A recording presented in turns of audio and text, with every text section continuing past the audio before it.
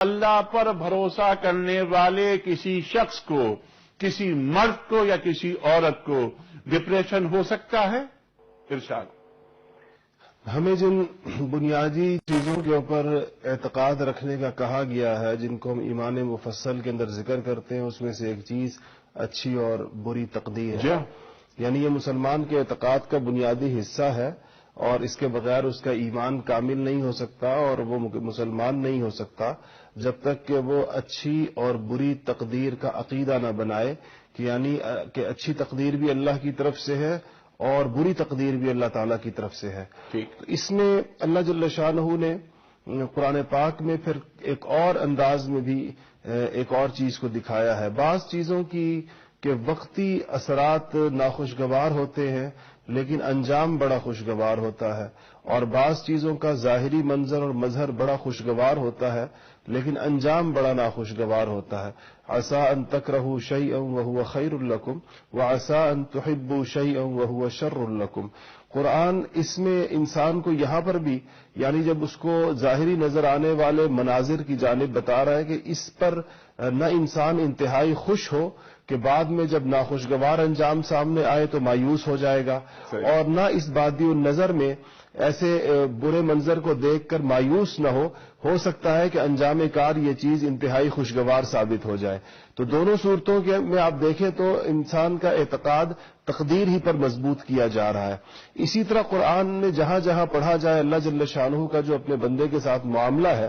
اس کو پڑھ کر خود بخود انسان مایوسی اور ڈپریشن کی کیفیت سے باہر نکل آتا ہے۔ اللہ تعالیٰ نے فرمایا اللہ لطیف بعبادی، کہ اللہ تعالیٰ انتہائی لطف و کرم کرنے والے ہیں اپنے بندوں پر۔ وَرَحْمَتِي وَسِعَتْ كُلَّ شَيْءٍ، اور فرمایا کہ دنیا میں جو کچھ بھی ہے اس سب پر میری رحمت جو ہے وہ وسیع ہے اس سے اور حاوی ہے اس کے اوپر۔ اور وَمَن يَقْنُطُ مِن رَحْمَةِ رَبِّهِ إِلَّا الضَّالُّونَ، اللہ تعالیٰ کی رحمت سے سوائے گمراہوں کے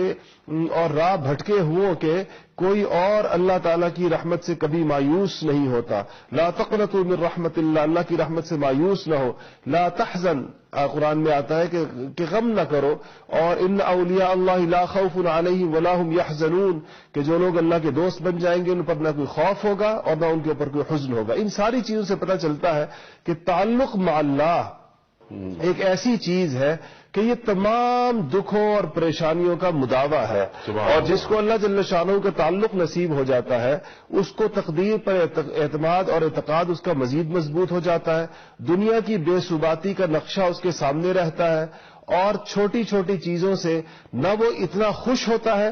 جو آیت آپ نے شروع میں پڑھی کہ وَلَا تَفْرَحُوا بِمَا آتَاكُمْ، کہ جو چیز ملے تو اس پر کسی وقتی ملنے والی چیز پر اس قدر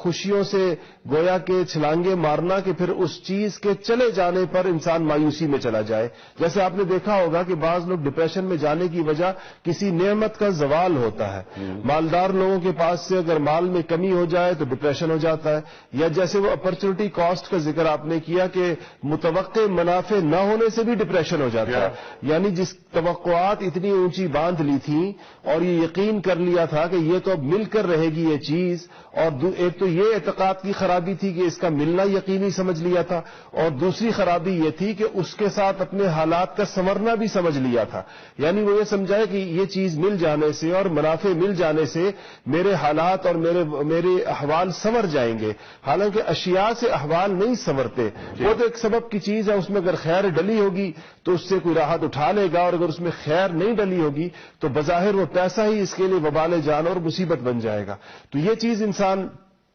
چونکہ تعلق مع اللہ کی کمی کی وجہ سے ان پہلوؤں کی طرف انسان کی نگاہ نہیں جاتی، تو اس وجہ سے اس کو اس کی پریشانی ہوتی۔